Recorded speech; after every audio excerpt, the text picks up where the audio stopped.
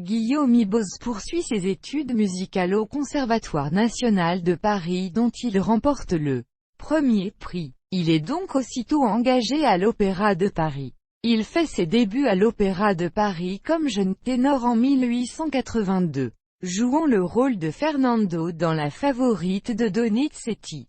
Puis en 1885, il devient l'un des principaux ténors français de la Belle Époque. Il est reconnu à l'étranger où il fit de nombreuses tournées pour y chanter son répertoire, notamment à Madrid, Bruxelles, Genève, Vienne, Saint-Pétersbourg. Il fit une tournée aux États-Unis en 1897 à 1898. Ses débuts à la Scala eurent lieu en 1904. Comme Guillaume Ibos était ami de Jules Massenet, ce dernier modifia pour celui-ci la partition du personnage de Werther, prévue préalablement pour un baryton, et la remania pour l'adapter au rôle de ténor. La première avait eu lieu à l'Opéra impérial de Vienne, avec une traduction en allemand, le 16 février 1892 et la première en français au Théâtre de Genève, le 27 décembre 1892. 2 semaines plus tard, l'œuvre fut présentée à l'Opéra-Comique,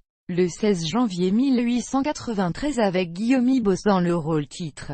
Guillaume Ibos interpréta également de grands rôles, comme le duc dans Rigoletto, Don Ottavio dans Don Giovanni, Roméo dans Roméo et Juliette, Vasco dans l'Africaine de Meyerbeer, Raoul dans Les Huguenots, ou bien encore Don Gomez dans Henri VIII de Saint-Saëns. Il chantait aussi Wagner à la perfection et il était surnommé le roi de Lohengrin. Le musée Clément Ader de Muret conserve les archives écrites, correspondances, photographies, partitions, divers documents, certains costumes de scène, des enregistrements, des affiches et des accessoires de ce grand ténor de la Belle Époque. Il existe une rue Guillaume-Ibos à Toulouse et une rue Guillaume-Ibos à Muret ainsi qu'à Montesquieu-Volvestre.